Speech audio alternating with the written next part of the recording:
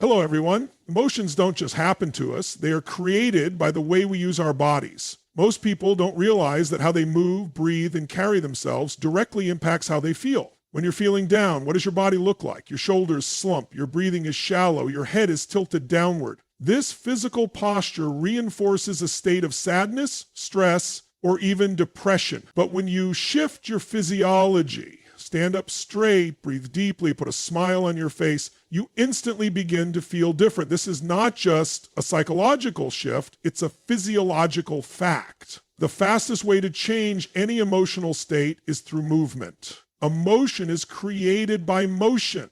When you're feeling stuck, stressed, or overwhelmed, the worst thing you can do is stay still. Yet, that's exactly what most people do. They sit in their discomfort, thinking that eventually the feeling will pass, but without actively changing their physical state, they remain trapped in that emotional loop. On the other hand, if you get up, stretch, jump up and down, or even just take a deep breath, you disrupt that negative pattern instantly. Think about the moments when you felt the most alive, the most excited. What was your body doing? Were you slouched over, or were you standing tall, moving with energy, breathing deeply? High energy states come from high energy movement. This is why athletes, performers, and peak achievers have rituals that involve physical activity before they step into high pressure situations. They don't just walk into a big moment passively. They engage their bodies in ways that create confidence, power, and certainty. There's a reason why people who exercise regularly tend to feel better emotionally. Movement releases endorphins, the body's natural feel-good chemicals. But it's not just about exercise. It's about how you carry yourself in every moment. If you make it a habit to move with confidence, energy, and strength, you won't just feel better in the moment. You'll train your body to create positive emotions as a default state. Your nervous system is wired to respond to physical cues. If you smile, even when you don't feel like it, your brain releases neurotransmitters associated with happiness. If you stand in a power pose, feet firmly planted, chest up, arms outstretched, you'll feel more powerful, even if nothing has changed in your external circumstances. These small shifts in physiology have massive impacts on how you experience life. People who are depressed tend to move a certain way, speak a certain way, and breathe a certain way. But the opposite is also true. People who are energized, passionate, and driven also have distinct physical patterns. If you want to feel unstoppable, start moving like someone who is unstoppable. If you want to feel confident, start standing and breathing like someone who is confident. Your body sends signals to your brain that determine your emotional state. Change the signals and you change the emotions. One of the fastest ways to test this is to challenge yourself right now. Try slumping your shoulders, looking down, and taking short, shallow breaths. Notice how that makes you feel. Now, shift your body. Stand up straight. Take a deep breath, lift your chest, put a big, genuine smile on your face. Immediately, you'll feel a difference. It's simple, yet most people never take control of this powerful tool. They assume their emotions are something they just have to deal with, not something they can actively shape. High performers, leaders, and people who live in peak emotional states are not lucky, they are intentional. They use their physiology to create the emotions they want rather than letting emotions dictate their actions. This is the power of motion. When you move, you shift your energy. When you shift your energy, you shift your emotion. And when you shift your emotions, you shift your entire life experience. What you focus on, you feel. This is one of the most powerful truths about human psychology. At any given moment, there are a million things happening around you. Some are positive, some are negative, and some are completely neutral. But your mind is a filtering machine. It constantly selects what to focus on and blocks out everything else. The problem is that most people don't consciously choose their focus. They let their environment, their past, or their fears determine what gets their attention. And because of that, they end up feeling stuck, frustrated, or overwhelmed. Two people can go through the exact same situation and have completely different emotional experiences. One sees opportunity, the other sees disaster. One feels gratitude, the other feels resentment. The only difference is focus. The mind works like a magnifying glass. Whatever you focus on expands. If you focus on problems, you will feel overwhelmed. If you focus on what's missing, you will feel empty. But if you focus on what's possible, on solutions, on what you can control, you will feel empowered. Your emotions are not dictated by your circumstances. They are dictated by the meaning you give to those circumstances. And meaning is created through focus. If you constantly focus on how someone hurt you in the past, you will continue to feel that pain today. If you focus on all the reasons why you are not where you want to be in life, you will feel stuck. But if you shift your focus to what you can learn, to how you can grow, and to what you can do right now to move forward, your entire emotional state will change. Think about the last time you felt amazing, unstoppable, full of energy. What were you focusing on? Chances are you were thinking about something exciting, something that made you feel alive. Now think about the last time you felt down or stressed. What were you focusing on then? The difference wasn't in your environment, it was in your focus. The challenge is that the human brain is wired for survival, not happiness. Left unchecked, it will automatically focus on danger, problems, and things that could go wrong. This is a survival mechanism designed to keep us safe, but in today's world, it often works against us. Most fears are not life-threatening, but the mind treats them as if they are. This is why it takes conscious effort to redirect focus. If you don't take control of your focus, the world will do it for you, and the world is full of distractions, negativity, and noise. Every moment you have a choice. Will you focus on what you have or what you lack? Will you focus on what you can control or what's out of your hands? Will you focus on the problem or the solution? These choices determine the emotions you experience daily. Successful people are not lucky. They are intentional about what they focus on. They train their minds to see opportunity where others see obstacles. They focus on gratitude, growth, and possibilities instead of limitations. One of the fastest ways to shift focus is through question. The questions you ask yourself control your focus and therefore your emotions. If you ask, why does this always happen to me? Your brain will find an answer that reinforces negativity. But if you ask, what can I learn from this? Or how can I use this to grow? Your brain will find an empowering answer instead. The quality of your life is determined by the quality of your questions. Focus is a habit. If you spend years focusing on what's wrong, it will take effort to retrain your brain to focus on what's right. But the moment you start controlling your focus, you start controlling your emotions. And when you control your emotions, you control your life. The words you use don't just describe your reality, they shape it. Most people are completely unaware of the impact their language has on their emotions, their decisions, and ultimately their lives. Every time you speak, whether out loud or in your own mind, you are reinforcing a certain emotional state. The problem is, most people use language in a way that disempowers them rather than lifts them up. They exaggerate their struggles, minimize their strengths, and unknowingly trap themselves in negative emotional patterns just by the way they talk about their experiences. Language is the software that runs your brain. If you constantly say, I'm exhausted, your body will respond by feeling tired. If you say, I'm overwhelmed, your brain will search for evidence to prove that statement true. But if you shift your language even slightly, you can shift your entire emotional state. Instead of saying, I'm exhausted, what if you said, I need to recharge and I'm going to get my energy back? Instead of I'm overwhelmed, what if you said, I have a lot on my plate, but I'm handling it? The situation doesn't change, but the way you experience it does. Think about the words you use on a daily basis to describe how you feel. Some people, when they experience a setback, say they're devastated. Others say they're disappointed. The emotional intensity between those two words is massive. The more intense the word, the more intense the feeling. If you downgrade the intensity of the language, you downgrade the intensity of the emotion.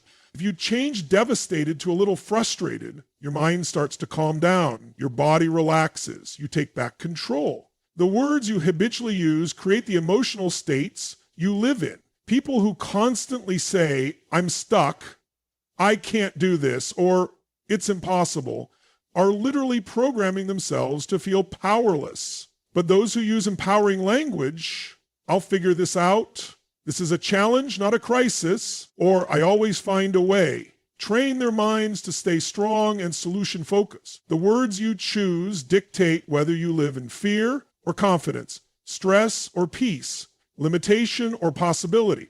This is not just motivational talk, it's backed by science. The words you use activate certain neural pathways in the brain. Negative words trigger the stress response, releasing cortisol and reinforcing anxiety. Positive and empowering words release dopamine and serotonin, helping you feel more optimistic and in control.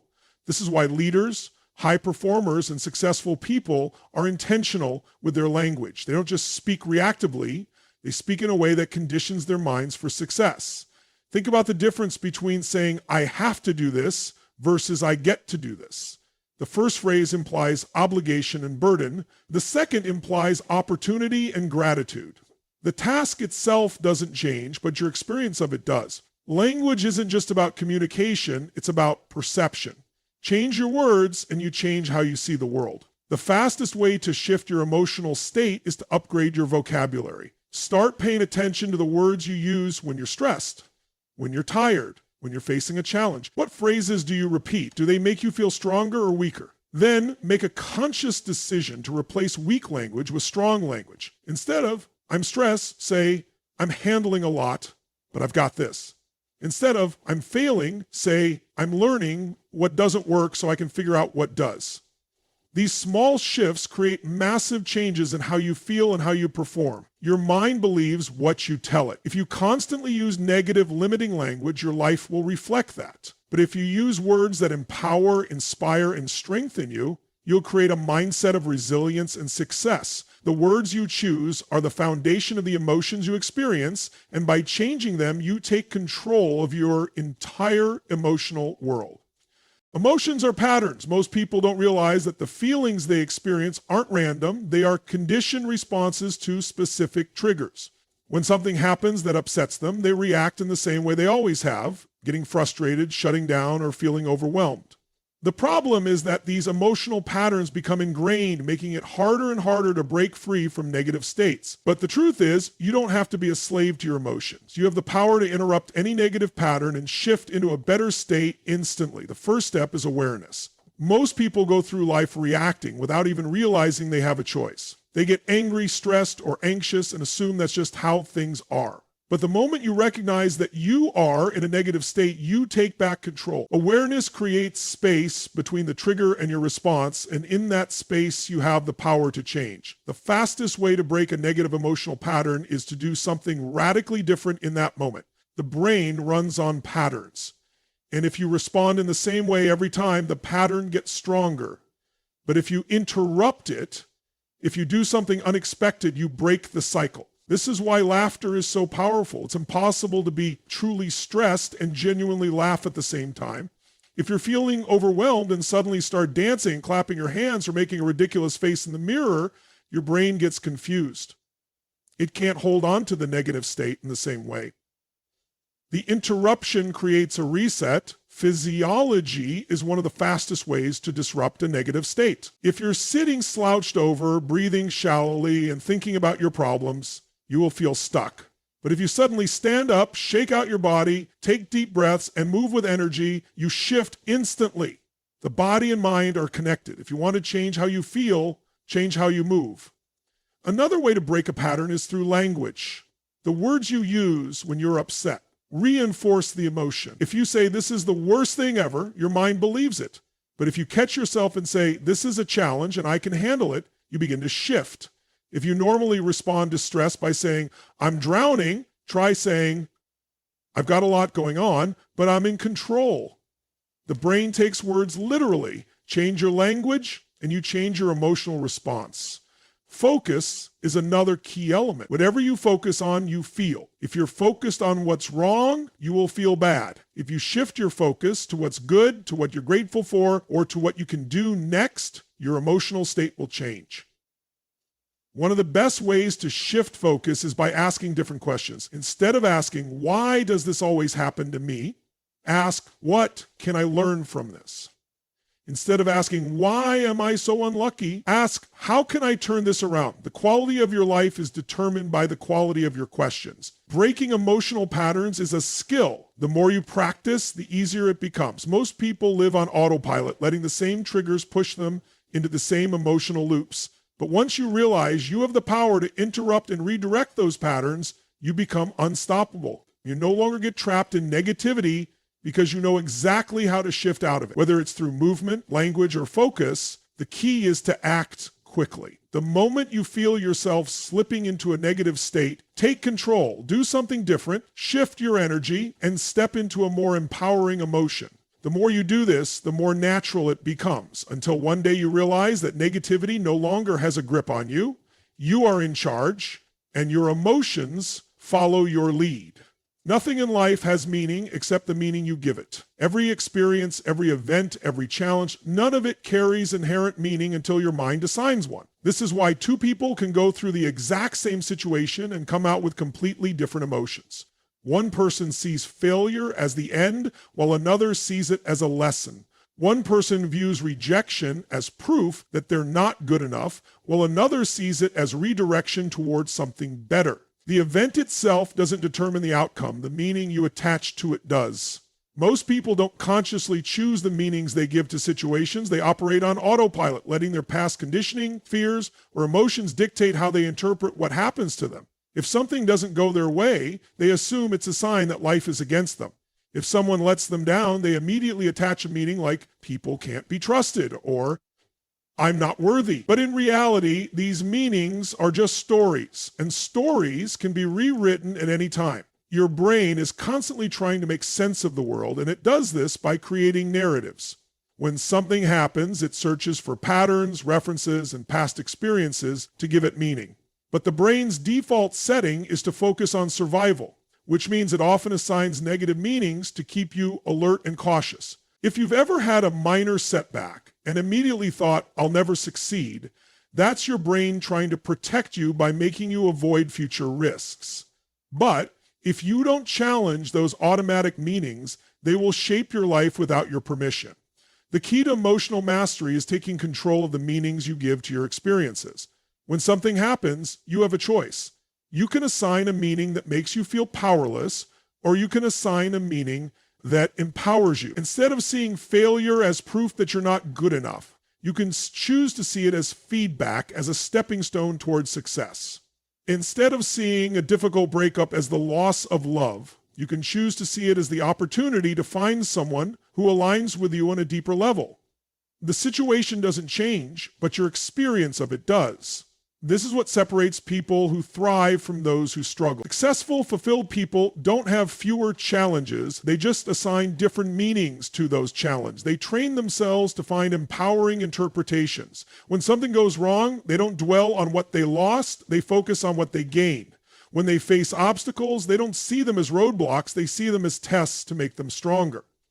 One of the fastest ways to shift meaning is to ask better questions. Instead of asking, why does this always happen to me? Ask, what's the lesson here? Instead of thinking, this is unfair, ask, how can I use this to grow? The quality of your life is determined by the quality of the questions you ask yourself. Change the question and you change the meaning. Change the meaning and you change the emotion.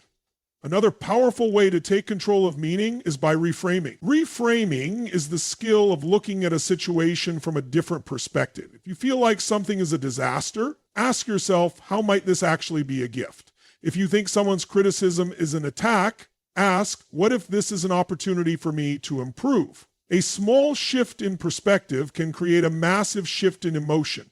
No event in life is inherently good or bad. It all depends on the meaning you give it. The greatest leaders, the most successful people, and those who live with the most joy aren't the ones who have perfect lives. They are the ones who have trained themselves to assign empowering meanings to everything that happens to them. They don't let circumstances dictate their emotions. They take control and shape their reality from the inside out.